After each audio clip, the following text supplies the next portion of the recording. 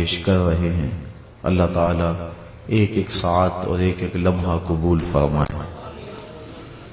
حضور علیہ السلام کا ذکر اہل ایمان کے لیے تسکین کا سبب ہے۔ حضرت شیخ مہدی الفاسی مطالع المسرات شرح دلائل الخیرات میں لکھتے ہیں کہ آقا کریم کا ذکر سن کر جس شخص کے کلیجے میں ٹھنڈ نہیں پڑتی، اس کے سینے میں دھڑکنے والا دل کسی مومن کا دل ہی نہیں ہے۔ یہ ہو ہی نہیں سکتا کہ حضور کا ذکر ہو اور تسکین نہ پہنچے۔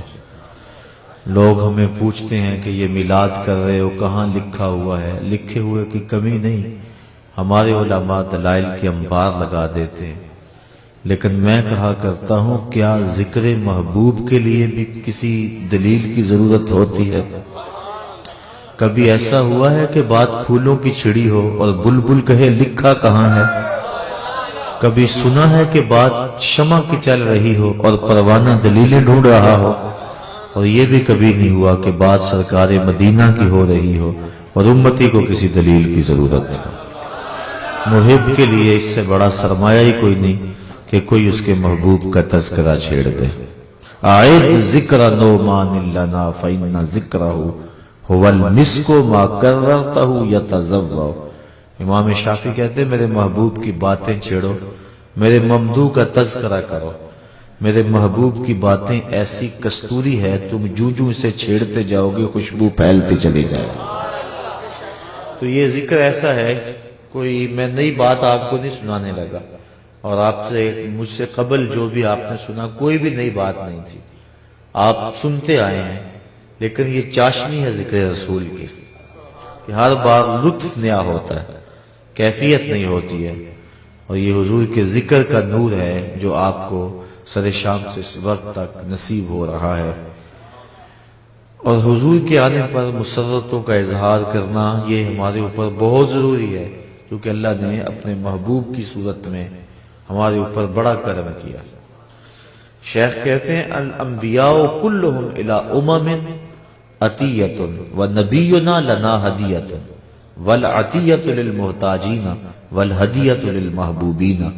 کہا سارے نبی امتوں کی طرف اللہ کا عطیہ ہے، ہمارے نبی ہمارے لیے اللہ کا ہدیہ ہے۔ پھر وہ کہتے ہیں کہ جو عطیے ہیں وہ محتاجوں کو دیے جاتے ہیں اور ہدیے محبوبوں کو دیے جاتے ہیں۔ تو گویا اس نے حضور کی صورت میں ہمارے اوپر کرم فرمایا۔ اللہ تعالیٰ نے قرآن مجید میں فرمایا نا لقد من اللہ علی المؤمنین اذ بعث فیہم رسولا۔ یہاں ہمارے خطبہ جوش خطابت میں کیا جاتے ہیں کہ اللہ نے احسان کیوں جتلایا؟ اس لیے کہ اس نے اپنا محبوب دے دیا۔ میں کہتا ہوں محبوب نہیں دیا اس نے، رسول کا لفظ ہے یہاں۔ جو حضور کی محبوبیت ہے وہ عطا تو ہوئی لوگوں کو، حضور کی شان محبوبیت کے ساتھ جلوہ گر ہوئے، لیکن حضور کا سارا حسن لوگوں کی نظروں سے چھپا کے رکھا ہے۔ حضرت شاہ ولی اللہ محدث دہلوی علیہ رحمہ حضرت شاہ عبد الرحیم محدث دہلوی سے روایت کرتے ہیں کہ میرے باپ نے خواب میں حضور کی زیارت کی، اور جس نے حضور کو خواب میں دیکھا اس نے حضور کو ہی دیکھا۔ ابن ماجہ میں 6 طرق سے روایت مروی ہے۔ اور پھر جس نے حضور کو دیکھا حضور قصد مرضی سے اس کے خواب میں آئے۔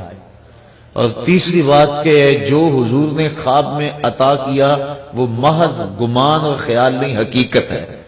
اور چوتھی بات امام بخاری نے روایت نقل کی ہے من رآنی فی المنام فسیرانی فی الیقظہ، فرمایا جس نے مجھے خواب میں دیکھا قریب جاگتے بھی دیکھ لے گا۔